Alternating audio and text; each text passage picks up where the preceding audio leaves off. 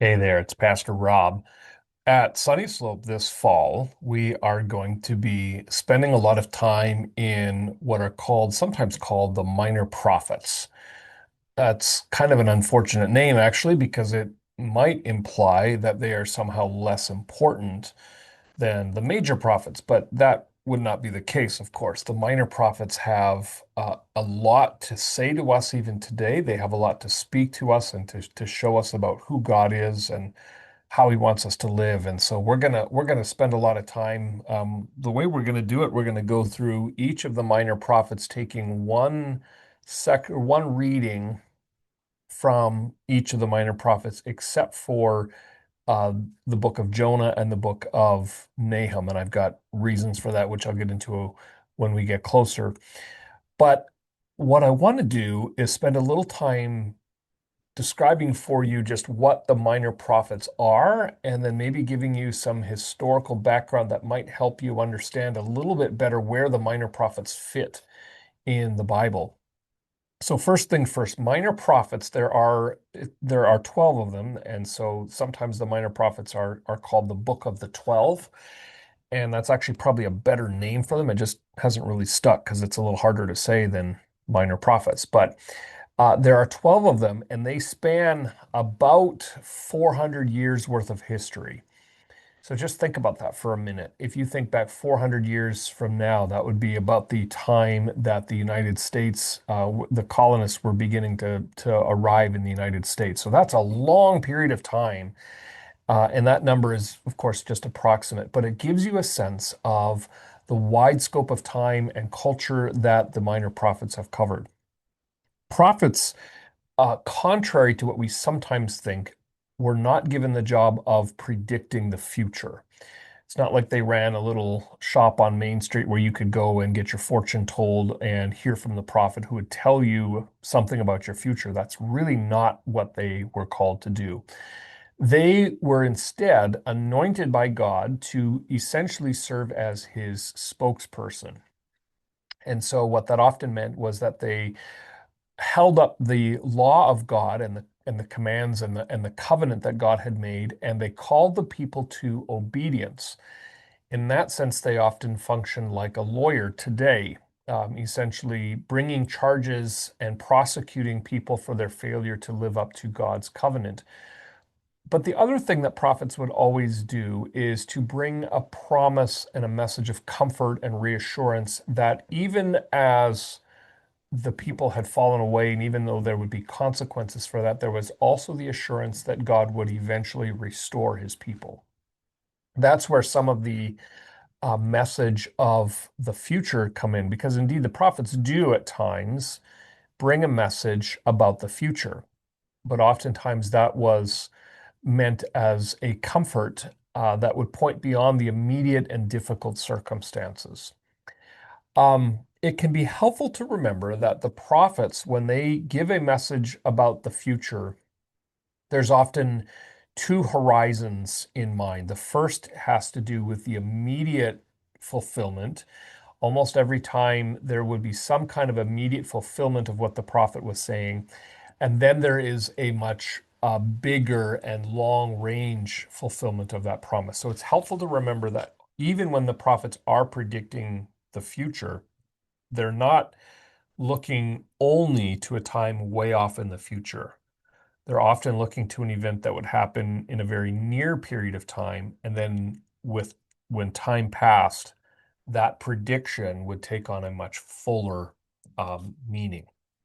Now, let's talk about some of the history and where the prophets fit in Israel's history. I'm going to put a picture up on the screen that will help us, I think.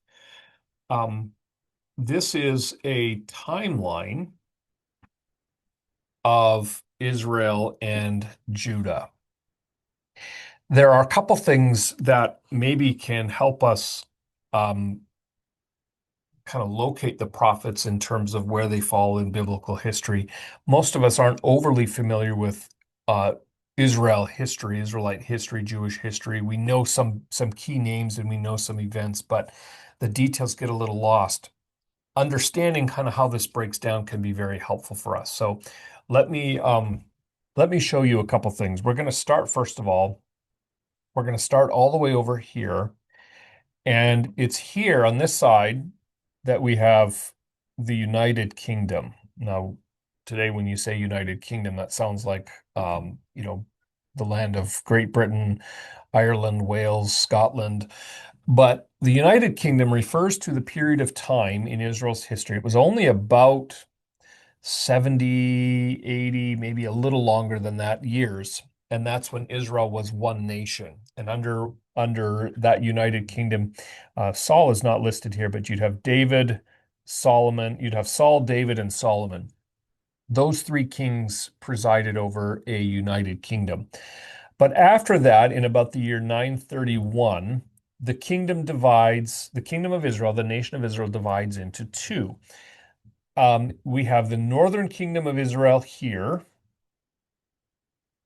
and then the southern kingdom of Israel is down here. When we talk about Israel and when we use the terminology Israel, usually we're either referring to the United Kingdom or we're referring to the northern kingdom made up of the 10 tribes. When we talk about Judah, sometimes you'll hear language that references Judah. That's when we're talking about the southern kingdom. Now, a couple things that I think are helpful to know. Maybe first a couple. Well, let's do it this way. The northern kingdom is the shortest of the two kingdoms. The northern kingdom lasts for about 200 years, from 925 or so, 931 or so, to the year 722. This date is a really important one to remember. The year 722. That's when the northern kingdom fell, and that's when Israel's capital Samaria was destroyed, and that's when the essentially what happened is the Israelites, the Jewish people, were scattered and forced to live among the Gentiles. And so that was a defining period because in some ways their identity was threatened. That's also when you get the rise of the Samaritans. One thing to note about the Northern Kingdom is that all kings are evil. So you have all these kings over here. There are 19 of them that are listed, and all of them are receive the verdict of evil. They range from being bad to really, really bad. So when you read through the books of the first and second kings, a lot of times you'll get a little summary of the king's rule, and then on top of that, you'll get a note that says he did only what was evil. Um, and in the north, the kings were always evil, and that's why the northern kingdom fell first. In the south, we actually have, I'll zoom out a little bit if I'm able to do that. In the south, the southern kingdom lasts a little bit longer. So we actually see from the time that the kingdom divides in the year 931, the southern kingdom lasts all the way to the year 586. So what is that? I don't know, roughly 450 years. Quite a bit longer than the northern kingdom. And that's because in the line of Judah in the south, there were actually a number of kings who received positive assessments. They were actually judged to be good kings. And so God withheld judgment, or he postponed judgment on the south. But you have 8 kings that do what is right out of 20. So, that's less than half, but it's more than nothing. So we said the first year to remember is the year 722. The next year that's important to remember is the year 586. That's when the southern kingdom falls to Babylon, and in that time, Babylon carries off the southern kingdom into exile. They're taken away and they're put into captivity. In the Babylonian period, we actually have a period of time here. This is where Jeremiah the prophet is. You can see he's up here. He is ministering down to in the south. He's in exile and he's ministering to the exiles there. The exile lasted about 70 years, and then some of the people were able to return and then begin rebuilding the temple and begin rebuilding life back in Jerusalem. Um, that is, but not all of them were able to return back. It still took quite a number of years, and you still get you get some Jews who are back in the land, and some Jews remain in Persia. You also have, by the way, in this period of time, so the Israelites were carried away into exile by the Babylonians, and while they were in captivity, so you have Daniel and you have but then you also have the Persians who take over and destroy the Babylonians, and so there's kind of this change in empire. So the Israelites were first under the Babylonians, and then when the Persians take over, then they become essentially captives to the Persians. Okay, so now we have a timeline of Israel's history. Let's look at where do the prophets fit into all of this. This chart, which by the way, I didn't create this chart, but I find it really helpful. This chart illustrates the way that there were some prophets that spoke to the north and some prophets that spoke to the south. And so in our case here, all these prophets in red were prophets that God sent to the northern kingdom of Israel, and these prophets down here were prophets that God sent either to the south, or in the case of these prophets here, they spoke to, and we actually will include we'll include Jeremiah in there as well. They spoke to the people while they were in exile. And so their message took the form of whether or not they were in the land or whether they were in exile. So when you read through the prophets, what you end up having is you're introduced to the prophets, and then a lot of times you're told who was the king in the north and who was the king in the south. And oftentimes you'll have multiple kings listed because there might have been a change of in power in the north. And so in the duration of a prophet's life, you might have two or three kings who were in power in the north and maybe one or two in the south or something like that. And so when you read the prophets, that's what's going on. There's the prophet is simply being located in Israel's history.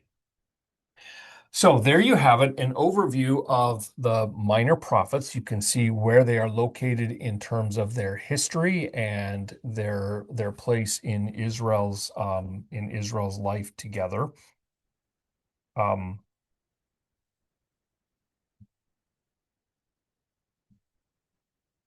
a lot of times the message that the prophets have, it was certainly shaped by the time and the place of what was going on in Israel at the time the messages were written. But as we're going to see, the messages are really universal in the sense that although the specifics and the particulars might be different, the human condition remains the same, and God's gracious work of rescue and redemption also remains constant. So it's my prayer that as we look at these prophets and these books of the Bible together, that we will be blessed as we study them together. Thanks for watching, and don't forget to like and subscribe. We'll see you next time.